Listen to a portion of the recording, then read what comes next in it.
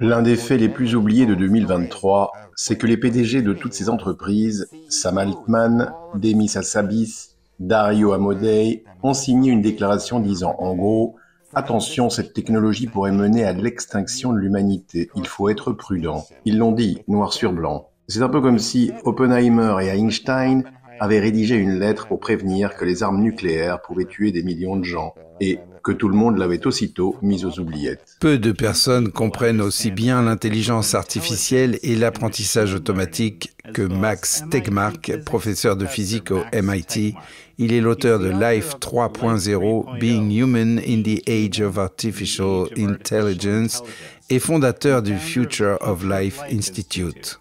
La vérité, aussi inconfortable soit-elle, commence vraiment à s'imposer. On sait beaucoup mieux comment construire ces trucs-là que comment les contrôler.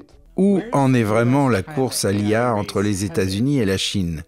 À quel point sommes-nous proches de scénarios dignes de la science-fiction où une IA hors de contrôle pourrait causer des dégâts majeurs à l'humanité? Et surtout, comment éviter ça? Vous saviez que l'IA, en ce moment, c'est la seule industrie aux États-Unis qui produit des objets ultra puissants avec moins de régulation que la fabrication de sandwichs. Voici American Thought Leaders, je suis Yann Yekelek. Max Tegmark, c'est un plaisir de vous accueillir dans American Thought Leaders. Merci. On est en train d'assister à une croissance folle de l'IA, surtout grâce aux chatbots. C'est ce dont tout le monde parle. Il y a peut-être aussi des avancées en robotique et dans d'autres domaines avec des choses vraiment intéressantes. Mais j'ai ce sentiment, cette intuition que ce qui est en train de se passer va bien au-delà, à un niveau que je n'arrive peut-être même pas encore à comprendre.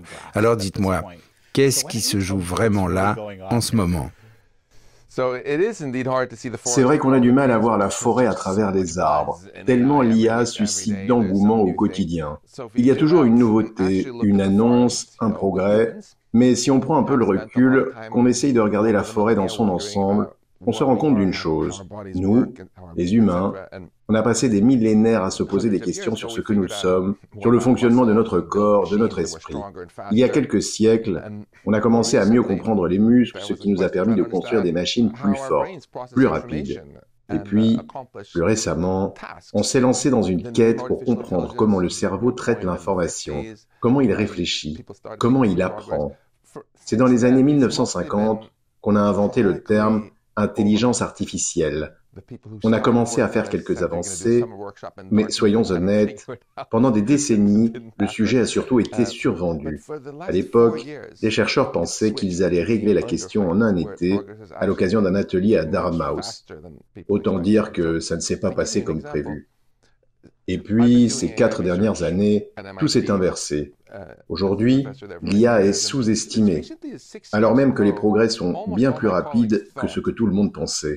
Pour vous donner un exemple, je fais de la recherche en IA au MIT depuis des années et, il y a encore 6 ans, quasiment tous mes collègues pensaient qu'une machine capable de comprendre le langage et de manier la connaissance comme le fait ChatGPT 4, ça ne verrait pas le jour avant des décennies. Vers 2050 peut-être. Ils se sont tous trompés. C'est déjà là.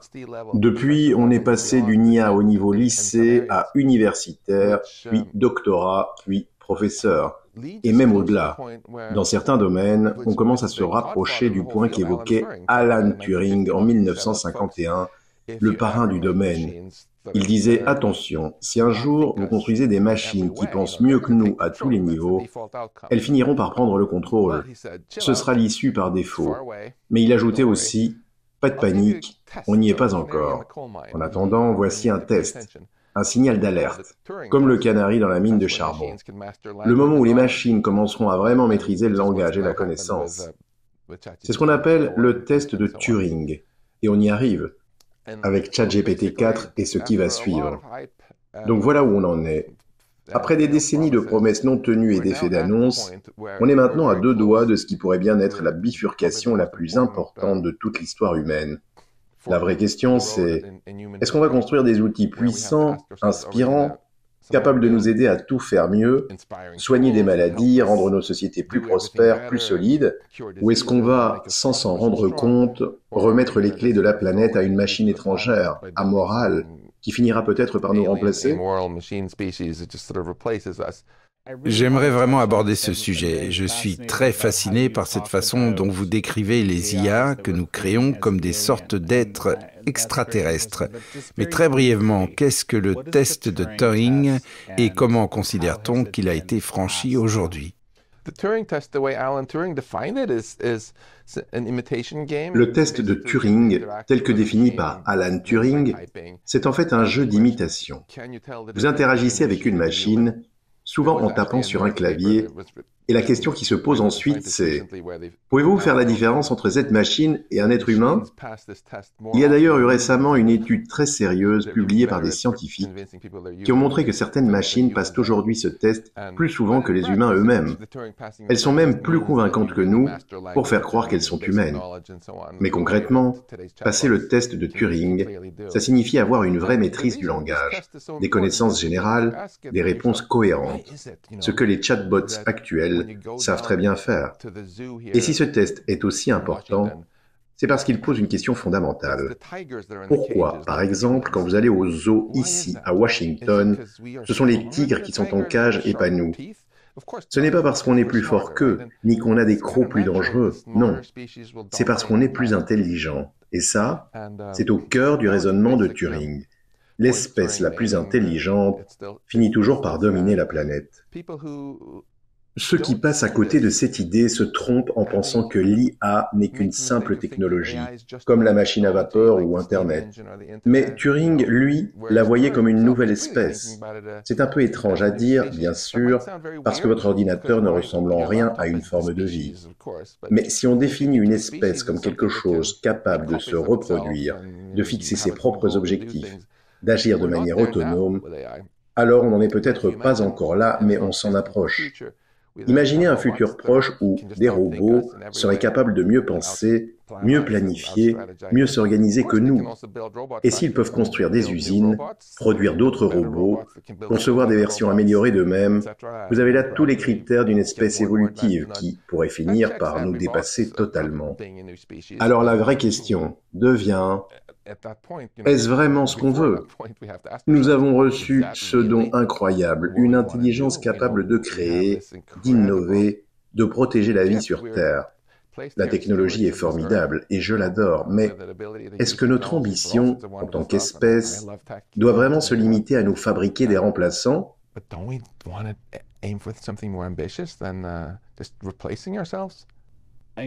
Encore une fois, avant même de parler de cette entité étrangère, presque extraterrestre, que nous semblons en train de créer nous-mêmes, j'ai beaucoup réfléchi à la manière dont ces IA apprennent à partir de toutes sortes d'informations.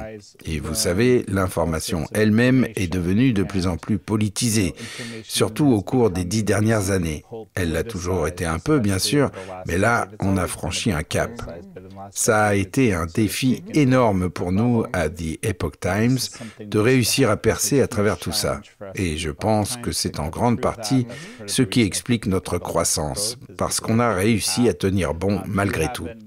Vous avez maintenant Verity News qui tente la même chose dans le même esprit. Mais ce qu'on constate déjà, même avec ce que vous pourriez encore qualifier de version primitive de l'intelligence artificielle, c'est qu'il y a des biais énormes, des angles morts considérables dans la façon dont ces systèmes pensent et répondent. C'est comme si les valeurs des programmeurs s'étaient directement transmises à ces IA. Il y a même aujourd'hui des classements de valeurs attribués aux différents chatbots en fonction de leur comportement. Là, on ne parle même pas encore d'intelligence artificielle générale ou de super-intelligence. Rien que ce qu'on voit aujourd'hui à ce stade encore rudimentaire pose déjà un problème majeur. Qu'en pensez-vous? Tout à fait. George Orwell l'avait parfaitement compris. Si quelqu'un peut contrôler ce qu'on appelle la vérité, entre guillemets, celle qu'on impose aux gens, alors il peut contrôler le monde, évidemment, et vivre dans une sorte de version de 1984, alimentée par l'intelligence artificielle. Ce n'est clairement pas ce que je souhaite pour mes enfants. Au fond, cela revient à ce qu'est le vrai journalisme, chercher la vérité, suivre la vérité, quelle qu'elle soit, même si ce n'est pas ce qu'on espérait trouver. On me demande parfois ce que j'entends par « être un scientifique ». Pour moi, c'est très simple. C'est quelqu'un qui préfère avoir des questions sans réponse plutôt que des réponses qu'on n'a pas le droit de remettre en question. Ça peut faire sourire, mais pensez à Galilée. Il a posé des questions que les autorités ne voulaient surtout pas entendre. Plus récemment, on a vu des personnes poser des questions jugées dérangeantes, se faire censurer sur Facebook ou ailleurs, et qui, avec le temps, se sont avérées avoir eu raison. Ce phénomène n'est pas nouveau, Orwell l'avait bien vu. La première chose que font ceux qui veulent manipuler la vérité, c'est d'accuser leurs détracteurs de propager de la désinformation. Et en tant que scientifique, je dois dire que cela me hérisse d'entendre des phrases comme « suivez la science ». Être scientifique, ce n'est pas suivre aveuglément ce que l'on nous dit. C'est justement poser les questions difficiles, même si elles dérangent. C'est d'ailleurs pour ça que j'ai lancé Verity News. Parce que, comme en science, on doit reconnaître que découvrir la vérité, c'est souvent compliqué et il faut avoir l'honnêteté de le dire. Très difficile. C'est très difficile. Pendant des siècles, les physiciens les plus brillants de la planète ont cru à une mauvaise théorie de la gravité. Et ce n'était même pas une question politique. Ils suivaient Newton, puis Einstein est arrivé, 300 ans plus tard pour dire « Oups, on s'est trompé ». Alors l'idée qu'on pourrait découvrir la vérité simplement en s'en remettant à un comité désigné par le gouvernement ou par Facebook, qui déciderait à votre place, c'est franchement naïf, non? Si c'était aussi simple de connaître la vérité, on pourrait fermer les universités, les centres de recherche, les rédactions. Pour moi, la science reste, historiquement, ce qu'on a trouvé de plus fiable pour s'approcher de la vérité. Et c'est un peu l'idée derrière Verity. Essayer de s'en inspirer, mais dans le domaine de l'information. La règle numéro 1, c'est « on ne censure personne ». Peu importe si la personne est mal habillée ou n'a pas fait une grande école, si elle avance un bon argument, elle mérite d'être entendue. Je suis presque sûr qu'un professeur du MIT me dira un jour « Hé Max, pourquoi tu parles à des gens de The Epoch Times ?» Mais moi, je suis scientifique, je parle avec tout le monde et j'écoute tout le monde. C'est ça l'esprit scientifique. Sur Verity News, toutes les perspectives sont représentées et on utilise même la machine learning pour repérer les points sur lesquels des personnes de bord opposés tombent d'accord dans une controverse. C'est ce qu'on appelle chez nous des faits. Ensuite, on présente les désaccords de manière claire, comme ça, les gens peuvent y aller et s'ils sont pressés, se dire « Tiens, si Fox News et CNN disent la même chose sur ce point, c'est que ça s'est probablement passé. Puis, ils voient ce que chacun pense sur le reste et peuvent se faire leur propre opinion. C'est comme ça que je veux que ça fonctionne. Dans les médias comme en science, si quelqu'un débat d'un vaccin ou d'un autre sujet sensible, je veux voir, voilà ce que ce groupe dit, voilà ce que l'autre affirme, et ensuite, je peux décider moi-même. L'un des grands défis, c'est ce que j'appelle le mégaphone, c'est-à-dire lorsqu'on évolue dans un écosystème médiatique où, pour une raison ou une autre, un consensus se forme autour d'un sujet. Peu importe à quel point ce sujet peut paraître absurde, quelques années plus tard, ce consensus finit par dominer tout l'espace de l'information. Et en conséquence, selon les algorithmes, on pourrait croire que c'est la vérité, simplement parce que tous les grands médias disent la même chose. Un bon exemple, c'est l'affaire du Russiagate, ce récit totalement infondé selon lequel le président aurait été un agent russe.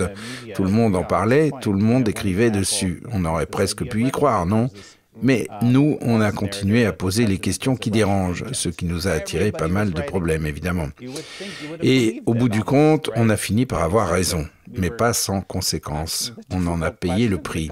La vraie question, c'est comment on fait pour discerner la vérité dans ce genre de situation. C'est un peu comme ce qu'a vécu Galilée, en fait.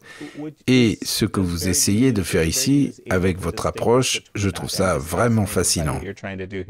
On a justement mené une expérience intéressante avec l'une de mes doctorantes, Samantha D'Alonzo.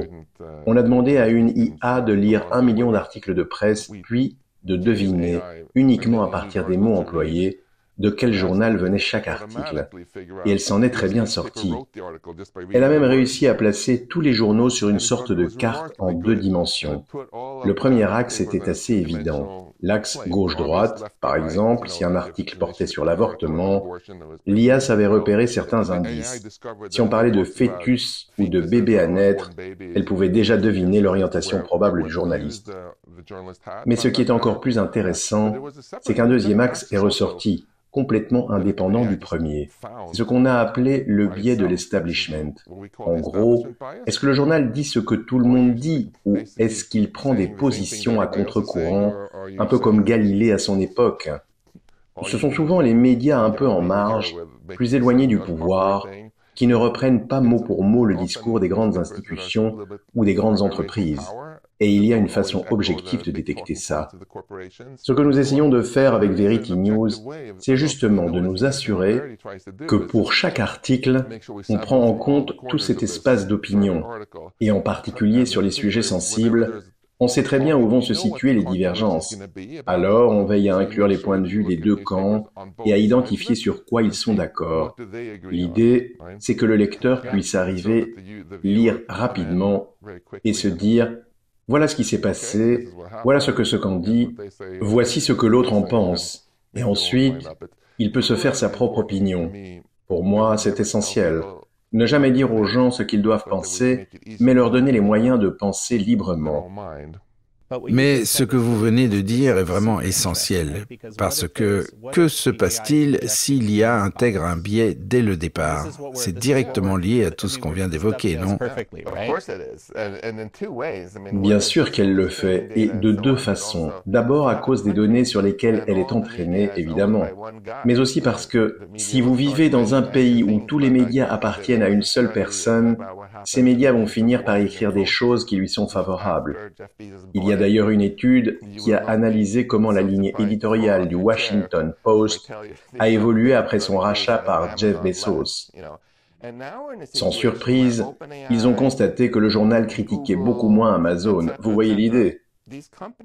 Et aujourd'hui, on est dans une situation où OpenAI, Google et d'autres entreprises contrôlent une part de plus en plus importante de l'information à travers leurs algorithmes, ce qui leur donne un pouvoir totalement démesuré. Et ce n'est que le début. Si on continue à subventionner ces boîtes d'IA, à leur laisser carte blanche, elles finiront par définir ce qu'est la vérité. Et cette vérité inclura toujours un message du genre « Nous, les géants de la tech, sommes formidables et devrions pouvoir faire ce que nous voulons. » One of the things that shocks me is that there are actually in the Ce qui me frappe, c'est que certaines de ces entreprises d'IA affichent noir sur blanc dans leur documentation leur ambition de créer une intelligence artificielle générale. Je vais d'ailleurs vous demander d'expliquer ce que ça signifie pour notre public. Mais ce qui est fou, c'est à quel point ça ressemble à un engagement presque religieux. C'est à la fois fascinant et franchement glaçant.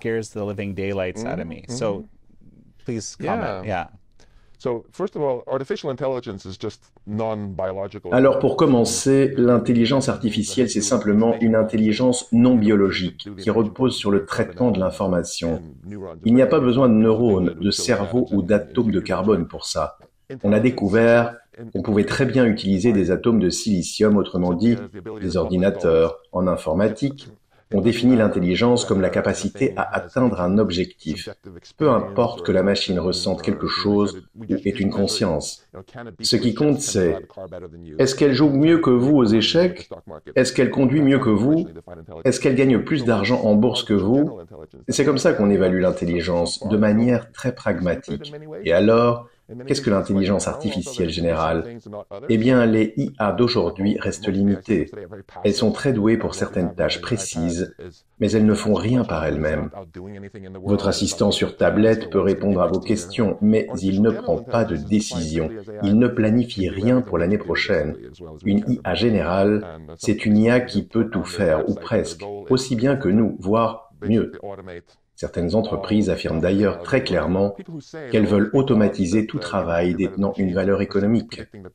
Alors, ceux qui disent « Non mais, il y aura toujours des métiers que seules les personnes pourront faire », ils parient en fait que cette intelligence artificielle générale n'arrivera jamais. C'est un pari contre les plus grands laboratoires du monde. Pendant longtemps, l'AGI paraissait de la science-fiction. On pensait qu'on ne verrait pas la couleur d'une IA comme ChatGPT avant 2050. Il faut donc faire preuve d'humilité. Mais aujourd'hui, pour ceux qui travaillent vraiment sur le sujet, il devient de plus en plus évident que non seulement c'est possible, mais que c'est même en train de se produire. Et à partir du moment où des machines peuvent faire notre travail, y compris celui de concevoir de meilleures machines, les progrès vont s'accélérer. Le cycle de recherche ne durera plus des mois ou des années, mais des semaines, parfois quelques jours. Les IA vont s'améliorer elles-mêmes jusqu'à atteindre les limites physiques de notre univers. Et pour l'instant, rien dans les lois de la physique ne dit qu'un système ne pourrait pas traiter l'information beaucoup mieux que nous. Le cerveau humain, aussi impressionnant soit-il, reste contraint par des limites biologiques. Il consomme 20 watts d'énergie comme une petite ampoule, alors qu'un ordinateur peut en absorber des millions. Mon ordinateur portable est déjà 1 milliard de fois plus rapide que mon cerveau. Donc, si ces machines commencent à se perfectionner elles-mêmes, elles pourraient devenir aussi supérieures à nous que nous le sommes à un escargot. Et personne n'imagine sérieusement que des escargots vont prendre le contrôle du monde. C'est ce qu'on appelle la superintelligence, une étape qui pourrait venir très peu de temps après l'émergence de l'intelligence artificielle générale. C'est ce dont Alan Turing nous mettait en garde. Il ne s'inquiétait pas des calculettes. Ce qui l'inquiétait, c'était l'idée que nous puissions créer des machines capables de s'améliorer seules et qui finiraient par tout dominer. Et il y a une comparaison historique intéressante ici. Enrico Fermi, le physicien, a construit en 1942 le tout premier réacteur nucléaire, sous un stade de foot à Chicago. Ce réacteur en soi n'était pas dangereux, mais ce qui a terrifié les scientifiques, c'est qu'ils ont compris que c'était la dernière étape avant la bombe atomique. C'était en quelque sorte le test de Turing de l'arme nucléaire, et à partir de là, ils savaient qu'ils n'avaient plus que quelques années devant eux. Mais cela ne va pas arriver. Ça va arriver. Ce n'est qu'une affaire d'ingénierie maintenant. Dans le cas de la bombe atomique, il a fallu 3 ans. Le test Trinity a eu lieu en juillet 1945. C'était exactement la même logique avec le test de Turing que des systèmes comme GPT-4 ont franchi. À partir de là, construire quelque chose qui pourrait vraiment nous échapper ne relève plus de la science fondamentale, c'est juste une question de savoir-faire technique. Il n'y a plus de véritable barrière. La seule vraie question, désormais, est politique. Est-ce qu'on veut aller dans cette direction ou pas? Mais permettez-moi d'ajouter une touche d'optimisme, parce que je trouve que notre conversation prend une tournure un peu sombre. On n'a jamais eu de guerre nucléaire entre grandes puissances, et c'est uniquement parce qu'il y a eu une volonté politique de l'éviter. On est passé très près plusieurs fois, mais on a su faire marche arrière. Et rien ne dit non plus qu'on va finir par remettre aveuglément les clés de notre avenir à une machine étrangère et sans conscience.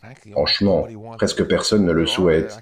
En réalité, seuls quelques individus dans l'univers de la tech, qu'on voit parfois sur YouTube ou ailleurs, disent vouloir que les machines prennent notre place, sous prétexte qu'elles seraient plus intelligentes et que ce serait donc mieux. Mais pour moi, c'est une forme d'eugénisme technologique. C'est une vision profondément nihiliste. Franchement, j'ai du mal à comprendre ce que ces gens ont en tête. C'est insensé. On touche presque à la définition même du non-sens, non? Oui, je crois qu'ils projettent un peu l'idée d'une espèce dominante, mais numérique. Je ne suis pas psychologue, donc je ne peux pas vraiment dire ce qui se passe dans leur tête. Et je crois en la liberté d'expression. S'ils veulent penser ça, libre à eux. Mais moi, je suis du côté de l'humanité. Je ne suis pas dans leur camp. Je veux que nos enfants aient les mêmes chances de vivre une vie longue, pleine de sens que nous. Et franchement, je pense que vous êtes avec moi là-dessus. Je suis complètement de votre côté, mais ce qui m'inquiète, et c'est bien ce dont on parle ici, c'est que j'ai l'impression que ceux qui travaillent vraiment sur ces technologies sont plus enclins que la moyenne à partager ce point de vue dont vous parliez tout à l'heure. Et c'est ça qui me préoccupe. Vous voyez, l'autre chose, c'est qu'avec la bombe nucléaire, on a une destruction massive, immédiate, très visible dès qu'elle explose. Là, c'est tout autre chose. C'est immatériel. Les dégâts physiques, s'il y en a, ne se manifestent que bien plus tard. ChatGPT, par exemple, ne donne pas du tout l'impression de représenter une menace existentielle comme pouvait l'être une bombe expérimentale.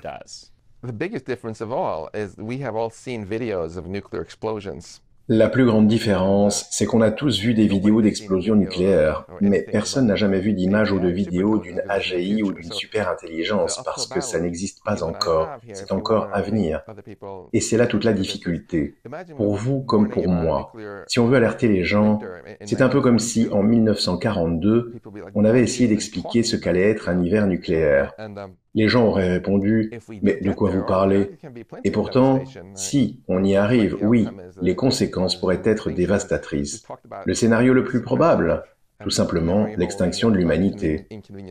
On a parlé tout à l'heure du fait que certaines vérités gênantes ont tendance à être effacées.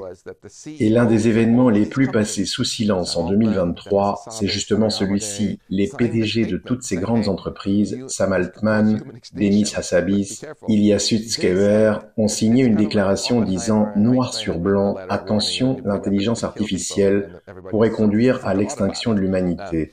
Faisons preuve de prudence, ils l'ont dit. C'est un peu comme si Oppenheimer et Einstein avaient signé une lettre expliquant que les bombes nucléaires tuent et que tout le monde avait décidé de la mettre aux oubliettes. Donc, oui, le risque de dévastation est bien réel. Mais c'est encore très abstrait, car ce n'est pas l'IA d'aujourd'hui qui nous inquiète. Celle d'aujourd'hui peut manipuler, centraliser le pouvoir, censurer, mais ce n'est pas encore elle qu'on risque de perdre totalement de contrôle. C'est celle de demain, si on la laisse aller trop loin. Le vrai tournant, c'est que depuis que le test de Turing a été franchi, ce futur n'est plus si lointain. Dario Amodei, le patron d'Anthropic, l'une des principales boîtes d'IA aux États-Unis, prévoit que d'ici 2027, dans 2 ans seulement, on pourra avoir ce qu'il appelle un pays de génie dans un centre de données, une intelligence artificielle capable de surpasser les prix Nobel en physique, chimie ou maths sur leur propre terrain. Donc, il est fort probable que cela arrive sous la présidence de Trump. Trump pourrait bien devenir le président de l'IA, et ce qu'il fera pendant ce mandat pourrait déterminer toute la suite. Je vous ai promis un peu d'optimisme, alors le voici. Ce futur dystopique, presque personne ne le veut, à part quelques technophiles fanatiques marginaux. C'est ça l'essentiel. D'après plusieurs sondages, une immense majorité d'Américains rejettent totalement cette idée, et ce n'est même pas un sujet clivant entre démocrates et républicains. Autre point encourageant, les gens du monde de la sécurité nationale commencent eux aussi à réaliser que c'est une vraie menace pour la sécurité du pays. Si vous travaillez dans ce secteur et qu'on vous parle d'un pays de génie hébergé dans un data center, vous allez vous dire « Attendez une minute, peut-être qu'on devrait commencer à surveiller ce pays. » Est-ce qu'on veut vraiment qu'un geek de San Francisco, surcaféiné au Red Bull, décide tout seul de l'avenir d'une technologie qui pourrait potentiellement renverser le gouvernement des États-Unis? La vérité, aussi inconfortable soit-elle, c'est qu'on sait aujourd'hui bien mieux comment construire ces systèmes que comment les contrôler. Mais paradoxalement, c'est aussi ce qui nous donne une chance d'agir, car personne, dans aucun gouvernement, ne veut créer quelque chose d'incontrôlable. Même dans le domaine militaire, on cherche des armes qu'on contrôle. Personne ne veut de bombes qui s'activent toutes seules. Et c'est ce raisonnement que suivra la communauté de sécurité nationale dans chaque pays. Prenez la Chine. Je doute sérieusement que Xi Jinping veuille perdre le contrôle de quoi que ce soit. Donc, si une entreprise chinoise développait une IA capable de le renverser, à votre avis, que ferait-il?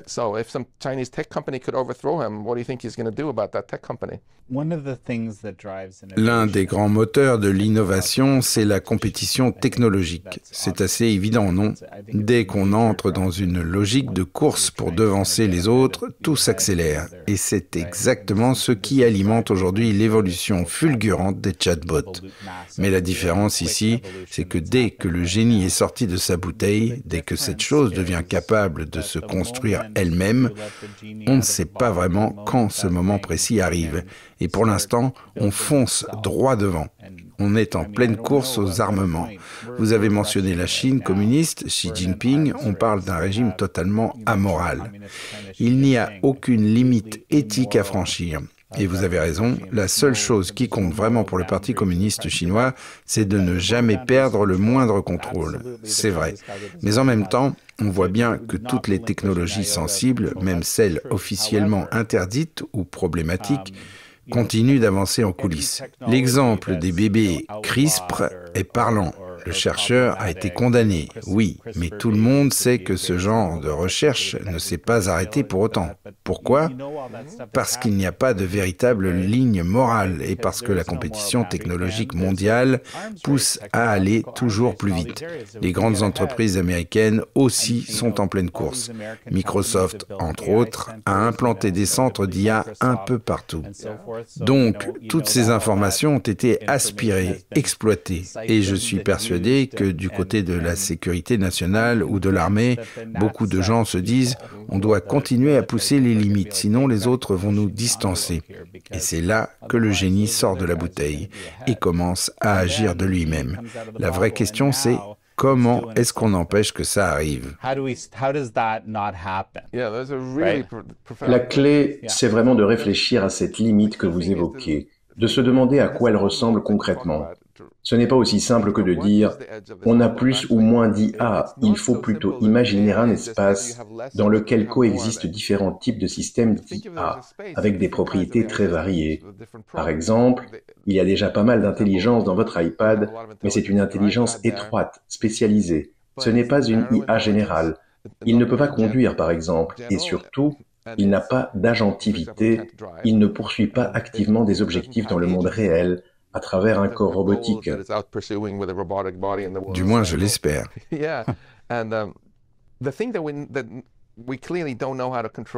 Oui, et ce qu'on ne sait clairement pas encore contrôler, c'est quand on combine trois capacités bien distinctes. D'abord, une intelligence spécialisée très puissante dans un domaine précis, comme AlphaFold, pour trouver un traitement contre le cancer. Ensuite, une intelligence générale, capable de comprendre un peu tout, de manipuler des gens ou même de concevoir des armes biologiques. Et enfin, l'autonomie, ou ce qu'on appelle aussi l'agentivité, la capacité à poursuivre activement des objectifs dans le monde réel. C'est seulement quand ces trois éléments sont réunis qu'on ne sait plus comment garder le contrôle.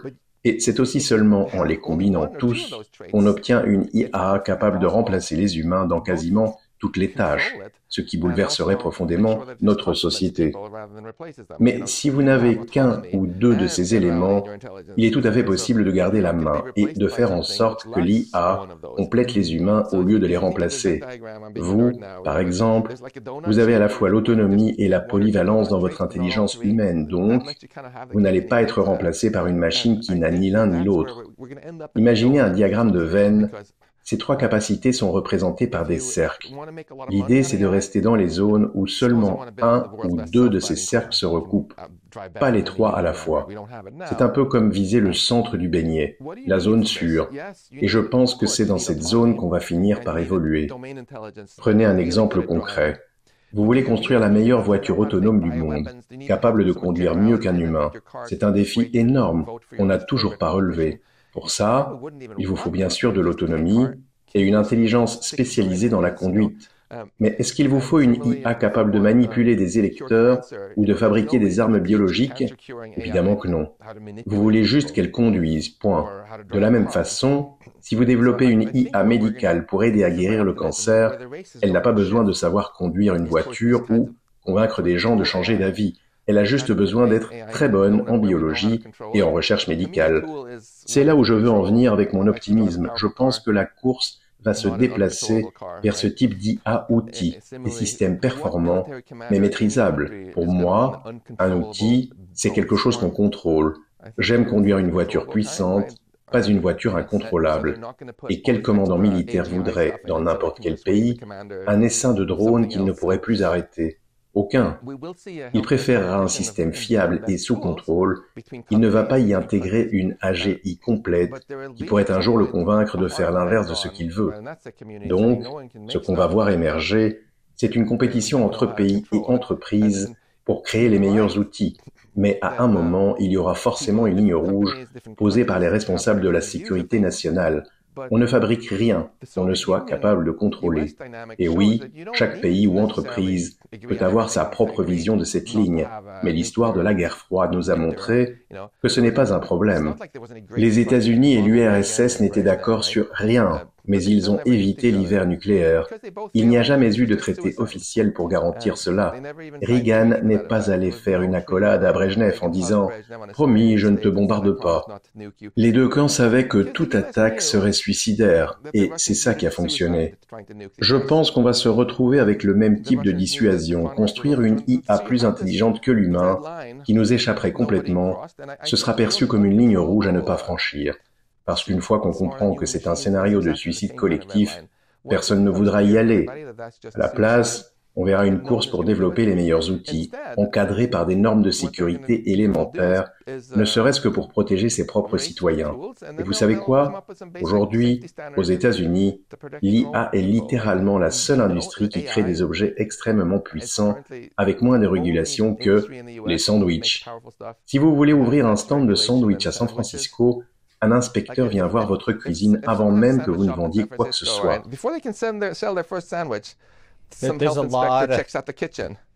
Et bien d'autres choses encore, oui, c'est exact. Oui, si quelqu'un chez OpenAI crée une super intelligence incontrôlable et décide de la lancer demain, rien ne l'en empêche légalement. Il a tout à fait le droit de le faire. C'était pareil autrefois pour les médicaments. Vous avez entendu parler de la thalidomide ? Oui. Vous savez que ça a entraîné la naissance de bébés sans bras ni jambes, non? Si la FDA n'existait pas, je suis convaincu qu'on verrait débarquer chaque mois de nouveaux équivalents de la thalidomide aux États-Unis. Et dans ce cas, les gens perdraient complètement confiance dans les médicaments. Ce serait catastrophique. Mais aujourd'hui, on a simplement mis en place des règles de sécurité de base. Par exemple, si vous voulez vendre un nouveau médicament aux États-Unis, vous devez d'abord montrer les résultats de vos essais cliniques. Il ne suffit pas d'écrire dans un dossier « J'ai un bon pressentiment ». Il faut des données concrètes, des chiffres précis. Quel pourcentage de patients en bénéficient vraiment? Quels sont les effets secondaires et dans quelle proportion? Résultat, les entreprises ont aujourd'hui tout intérêt à innover et à viser l'excellence. Et à quelques kilomètres de mon bureau, vous avez l'une des plus grandes concentrations de biotech du pays. Ces entreprises investissent massivement pour rendre leurs médicaments plus sûrs. Elles prennent la sécurité au sérieux parce que c'est aussi comme ça qu'elles peuvent commercialiser leurs produits plus vite. Si on appliquait ne serait-ce que ce genre de normes minimales à l'IA, on verrait exactement la même chose. Les boîtes passeraient de 1% de leur budget alloué à la sécurité à beaucoup plus, simplement parce que ce serait dans leur intérêt. Elles pourraient sortir les meilleurs produits plus rapidement. Et je ne parle pas d'une bureaucratie paralysante qui freine l'innovation. On sait qu'il y en a. Je parle de règles simples, fondamentales. Je suis persuadé que cela profiterait à tout le secteur de l'IA, parce que le pire scénario pour notre compétitivité en IA serait qu'une poignée de personnes, par orgueil, fassent tout capoter et provoquent un énorme retour de bâton.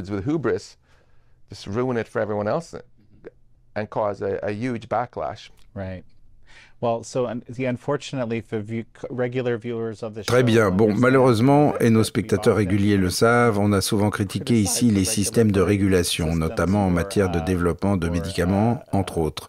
Donc, je ne partage pas totalement votre enthousiasme, même si je reconnais qu'il y a en ce moment un effort réel à la FDA et dans d'autres agences de santé pour aller dans le sens que vous décrivez petit à petit.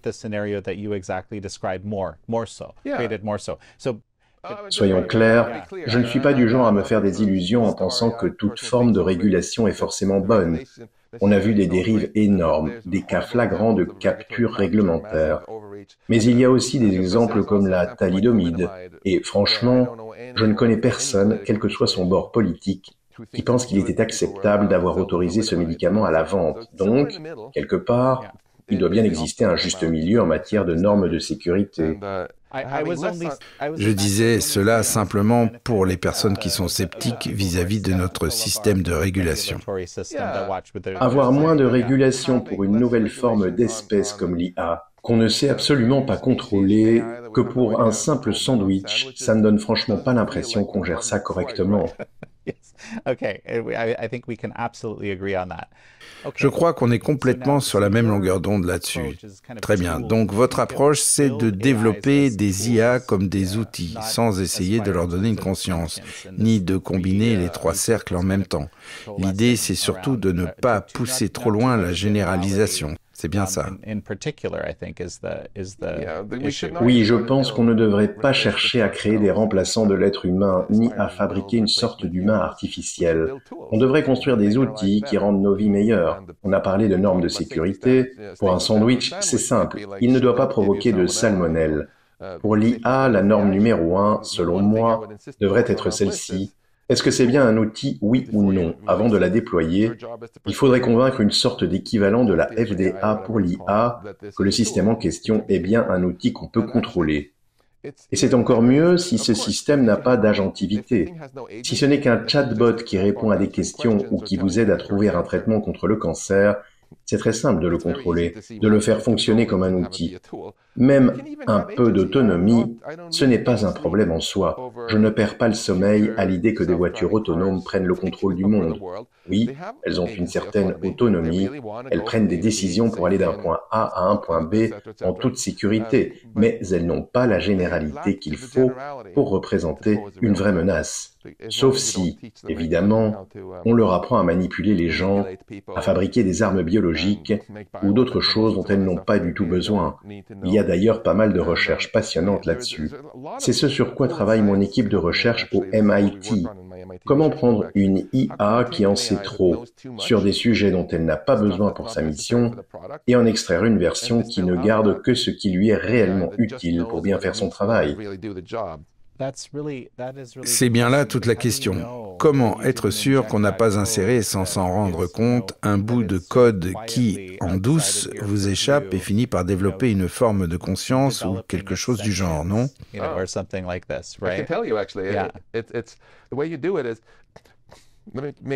Je peux vous répondre. En fait, la solution, c'est... Laissez-moi vous donner une analogie. Imaginez que vous inventiez un nouvel algorithme pour envoyer une fusée vers la Station spatiale internationale. Comment puis-je être sûr que vous n'allez pas, en douce, rediriger la fusée pour qu'elle s'écrase sur la Maison Blanche? Je n'ai pas de raison de douter de vos intentions, mais la manière la plus sûre de faire, ce n'est pas de vous laisser piloter la fusée vous-même, c'est de vous demander de coder votre algorithme en Python par exemple, dans un programme qui dirige la fusée. À partir de là, je peux examiner ce code et d'autres personnes aussi pour vérifier qu'il fait bien ce qu'il est censé faire, c'est-à-dire aller vers la station et pas ailleurs. Je n'ai plus besoin de vous faire confiance, je peux simplement faire confiance à l'outil. Et ce qui est formidable aujourd'hui, c'est que les IA deviennent très fortes pour écrire du code. Ce sur quoi travaille mon équipe, justement, c'est si vous avez une IA capable de concevoir un outil, vous lui demandez ensuite d'écrire le programme correspondant et aussi une preuve mathématique que ce programme fait exactement ce que vous attendez de lui. Et là, vous avez une vraie garantie. Vous pouvez utiliser un vérificateur de preuves automatique et être sûr à 100% que cet outil ne fera rien d'autre que ce pour quoi il a été conçu, même si vous ne faites pas confiance à son créateur. C'est comme demander à un mathématicien pourquoi il fait confiance à un théorème d'Irène, mais pas à celui d'un collègue douteux. Il vous dira « Parce que j'ai vérifié la démonstration, je n'ai pas besoin de faire confiance à la personne ». Comme les IA deviennent très bonnes en écriture de code et en démonstration mathématique, on entre dans une nouvelle ère où on pourra vraiment concevoir des outils dont on sait qu'ils resteront des outils. Beaucoup de gens me disent « Je ne suis pas inquiet pour l'avenir de l'IA parce que ça restera toujours un outil ». Mais ça, c'est juste de l'espoir. Moi, je dis « Ne soyons pas inquiets parce que nous déciderons que ce sera un outil ». Et parce que les entreprises auront tout intérêt à innover pour nous garantir que ça le reste. C'est comme ça qu'on pourra bâtir un avenir fait d'IA-outils, dans lequel on pourra tous s'épanouir. Parce que, franchement, quand je parle à des industriels, à des médecins, à n'importe qui, ce que tout le monde veut, ce sont des outils pour guérir le cancer, éviter les accidents absurdes nous rendre plus efficaces, plus prospères. Personne ne demande à créer une sorte de race maîtresse numérique destinée à nous remplacer. Je suis absolument convaincu qu'il faut une régulation. Je ne suis pas du tout un partisan de la surréglementation, mais il est clair qu'il faut poser des règles dans ce domaine. Ce qui est assez intéressant d'ailleurs, c'est qu'il y a un projet de loi inclus dans ce qu'on appelle le Big Beautiful Bill, qui empêcherait en fait les États de réguler l'IA. Et je trouve ça étrange, surtout quand on y réfléchit sérieusement. C'est une question que je me pose depuis notre discussion. Honnêtement, je ne suis même pas sûr que la régulation suffira à résoudre le problème. Mais malgré ça, je pense qu'elle est indispensable, ne serait-ce que pour tenter de faire en sorte que l'IA reste un outil et qu'elle ne devienne pas cette autre chose dont vous avez parlé. Oui, cette soi-disant législation de préemption où l'on interdit purement et simplement aux États-Unis d'agir et où on leur retire leurs droits, c'est une vraie usurpation. Dire que, pendant 10 ans, un État comme le Texas n'aura absolument aucun droit d'intervenir, même s'il le veut, pour protéger ses citoyens contre, par exemple, des agressions sexuelles générées par l'IA sans leur consentement, c'est clairement un cadeau fait aux grandes entreprises sous couvert de législation. On a parlé plutôt de la concentration du pouvoir et du fait que ces entreprises cherchent souvent à orienter l'opinion publique en leur faveur. Donc ce n'est pas vraiment une surprise de les voir chercher aussi à verrouiller leur position, à préserver leur monopole, à s'assurer qu'elles agissent sans aucune contrainte. Ce n'est pas surprenant qu'elles poussent dans ce sens. Mais retirer aux États leurs droits constitutionnels pendant une décennie sur un sujet aussi crucial, franchement, certains de nos pères fondateurs en perdraient le sommeil. Et le plus frappant, c'est à quel point c'est évident. C'est un passe-droit pour les entreprises, une forme d'assistanat à peine déguisée, une subvention déguisée en réalité. À ce rythme-là, la prochaine étape, ce sera peut-être de leur verser un impôt négatif. Mais si on veut défendre l'idée de cette loi, quel est l'argument ? C'est exactement le même argument que les constructeurs automobiles utilisaient contre les ceintures de sécurité ou que les fabricants de la thalidomide utilisaient pour refuser les essais cliniques. Vous allez détruire l'innovation, tuer l'industrie, etc. Je vois. Et puis bien sûr, l'argument qui fonctionne le mieux à Washington pour supprimer toute régulation, c'est de dire « Chine ». C'est la course aux armements et dans certaines situations, c'est un argument qui semble convaincant parce qu'on se dit « Écoutez, on ne veut surtout pas qu'ils imposent quoi que ce soit ici, ce serait un monde terrible. » Je parle bien sûr de la Chine communiste. Oui, mais ce qu'il faut bien comprendre, c'est que si Sam Altman veut lancer une super race numérique et que l'État du Texas s'y oppose, dit « Non, vous n'avez pas le droit de faire ça ici », alors prétendre qu'on doit quand même le faire, parce que sinon ce serait une super race numérique chinoise qui nous détruirait plutôt qu'une américaine, c'est un argument franchement bancal. Ce qu'on veut, c'est que personne ne le fasse, y compris nos propres entreprises. Bien sûr qu'il y a des enjeux géopolitiques très sérieux, évidemment, mais ça ne veut pas dire que les lobbyistes ne vont pas essayer d'exploiter ces préoccupations pour servir leurs propres intérêts. Vous voyez ce que je veux dire ? Je vois très bien, c'est exactement ce que font les lobbyistes, non ? J'aimerais maintenant qu'on parle d'un sujet qui semble vraiment vous passionner, ce que vous appelez la constante de Compton. Si j'ai bien compris, c'est censé représenter la probabilité que l'humanité soit anéantie par l'IA. Donc c'est un outil intéressant, bien sûr. Mais pour avoir moi-même fait de la modélisation à une époque, je sais qu'un modèle ne vaut jamais plus que les données qu'on y injecte. Alors, comment savoir quelles variables il faudrait y intégrer? Et est-ce que c'est vraiment utile en pratique? Parce que franchement, j'ai du mal à imaginer ce qu'il faudrait inclure là-dedans. Peut-être que vous avez une idée plus claire. Expliquez-moi.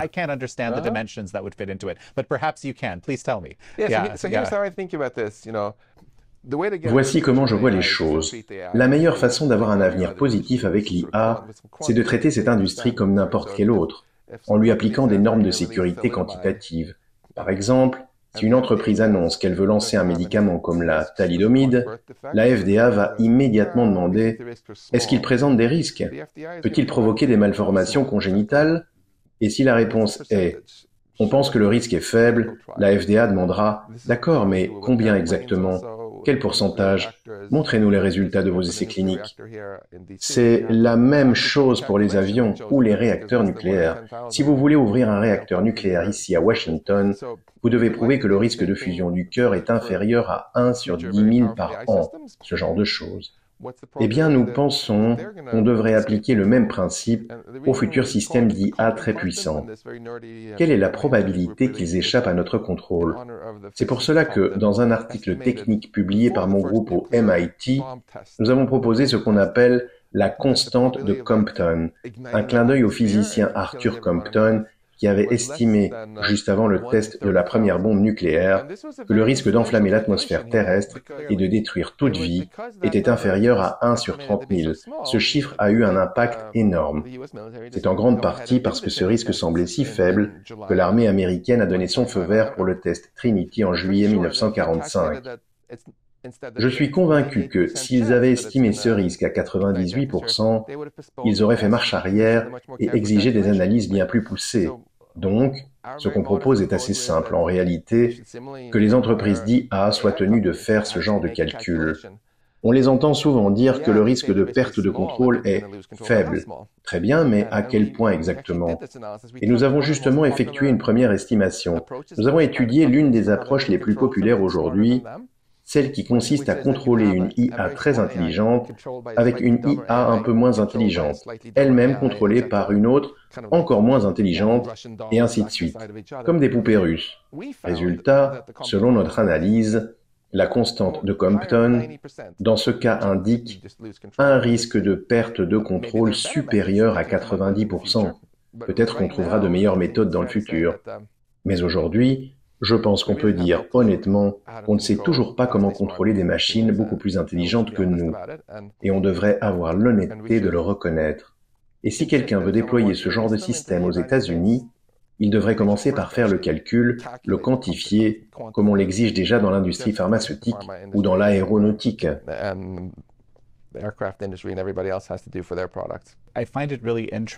J'aime beaucoup la façon dont vous décrivez cette IA qu'on essaye, d'une certaine manière, de ne pas créer. C'est fascinant, parce que les extraterrestres, c'est un thème qui traverse l'imaginaire humain depuis très longtemps. Mais ce que vous dites, en fait, c'est que non, on ne va pas les découvrir, on est en train de les fabriquer.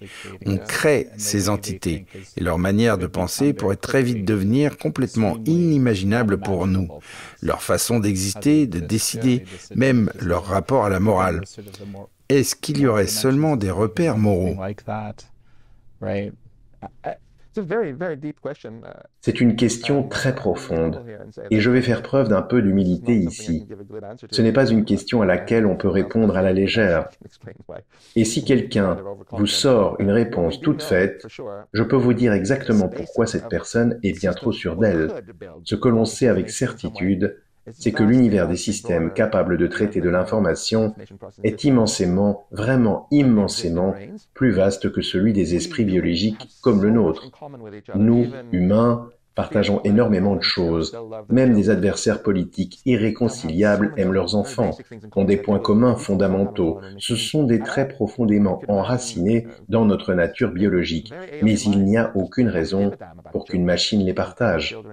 Vous pouvez tout à fait imaginer des formes d'intelligence radicalement étrangères qui se fichent complètement des enfants, les voient comme des obstacles à écarter comme on pousse un caillou sur le chemin. Des intelligences sans émotion, sans attachement, pour qui l'extinction de l'humanité ne signifierait rien du tout. Nous avons un passé commun, un lien affectif et historique à cette terre, qui nous relie les uns les autres. Mais là, on ouvre la boîte de Pandore à des formes d'intelligence qui n'auront aucun de ces liens. Et ce qu'on observe déjà, hélas, c'est une tendance inquiétante. De plus en plus de gens se tournent vers des petites amies IA, des entités entièrement fictives, avec de grands yeux ronds, une voix flatteuse, mais rien derrière. C'est une illusion totale et il ne faut pas s'y laisser prendre. Mais ce vaste champ des possibles peut aussi jouer en notre faveur. On peut s'en servir pour concevoir des IA-outils, des assistants fidèles qui nous aideraient à guérir le cancer, à résoudre les grands défis de notre époque. Ce n'est pas une situation à la tout ou rien, comme avec l'arme nucléaire, où soit tout explose, soit il ne se passe rien.